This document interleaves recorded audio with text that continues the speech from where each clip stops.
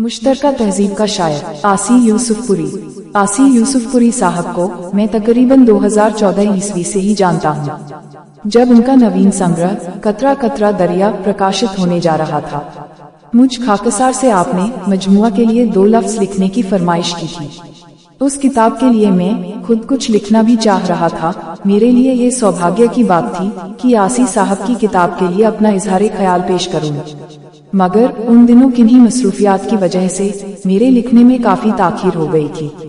तब तक आसी साहब के मताला, मकाती, अशार, कतात और दोहों पर मबनी मजमुआ कतरा कतरा दरिया मंजरे आम पे आ चुका था। आसी साहब मुझे अपना बड़ा भाई सरीखा सम्मान देते हैं, जो मेरे लिए बेहद फख्र की बात है। बहुत हद तक वो मेरी शायरी से प्रभावित भी दिखते हैं और मैं भी उनकी शायरी का दिल से कायल हूँ। बल्कि यूं कह लें, हम दोनों ही अदबी दुनिया में एक दूसरे से काफी हद तक मुतासिर हैं। आसी साहब एक उम्दा शायर के साथ साथ कई किताबों के मुसन्निफ और संपादक भी हैं। साथ ही कई अदबी और सामाजिक इदारों से मुंसलिक हैं। एक साथ इतनी जिम्मेदारियां बैक वक्त निभाना अपने आप में एक कमाल है। जाहिर है जो शख्स अदब और समाज से इस दर्जा जुड़ा हो, उसे जिंदगी के हर पेंचो खम का अंदाजा भी जरूर होगा।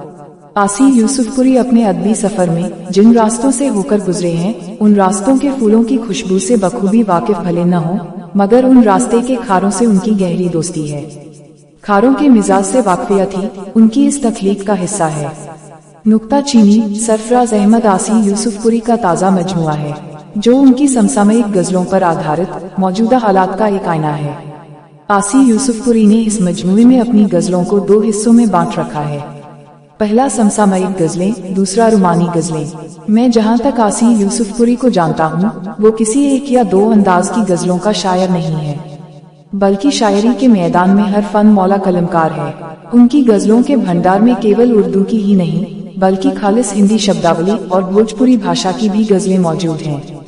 साथ ही हमद, नात, मनकबत, नौहा, सेहरा, विदाई, गीत, कविता, भजन, नाज़्म, मुक्तक और दोहे वगैरह भी शामिल हैं। इसमें कोई शक नहीं है कि शायर बेहद हसास होता है, इसीलिए उसके आसपास होने वाली घटनाओं, दुर्घटनाओं, नाहमवारियों, विसंगतियों, विडंबनाओं का असर उसके ज़हनो दिल पर आम लोगों के मुकाबले कहीं ज्यादा होता है। समाज में फैली बुराइयों को, विरोधाभास को एक शायर कभी दूर कर पाने में भले असमर्थ हो, मगर अपनी तख्लीक के जरिए अवाम को बेदार और सचेत करने में कोई कसर नहीं छोड़ता है। नुक्ताचीनी में ऐसे अशआर आपको हर गजल में देखने और पढ़ने को मिल जाएंगे, जो मेरी इस तहरीर की सच्चाई का खुलासा करते दिखेंगे। मसलन ये 2 शेर देखें। बहाए जो लहू इंसान का दहशत गर्द होता है, बहाए जो लहू इंसान का दहशत गर्द होता है। किसी मजहब का हो वो आदमी नामर्द होता है। ए पासबाने अमन उठो वक्त है अभी, ए पासबाने अमन उठो वक्त है अभी। अपने वतन की वरना हिफाजत करेगा कौन।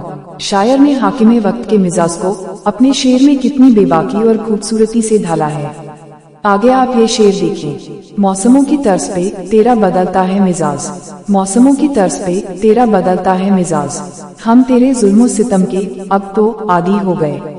शायर का ज़हन एक तरफ जुल्मो सितम का आदी होना तस्लीम करता है, तो वहीं अवाम को ललकारता भी है कि उठो, मुल्क की हिफाजत के लिए बेदार हो जाओ। किसी भी कामयाब गजल की यही खूबी है कि उसके हर शेर में कोई न कोई मुनफरिद ख्याल गुंथा हुआ हो, जो पाठक के दिल में उतरकर अपना मुकाम बना ले। आसी यूसुफपुरी का मजमुआ नुक्ताचीनी शब्द और भाव दोनों ही लिहाज से सराहनीय और संग्रहणीय है। उम्मीद है छोटे भाई आसी यूसुफपुरी साहब के इस मजमुए का हर खास व आम में इस्तेकबाल होगा।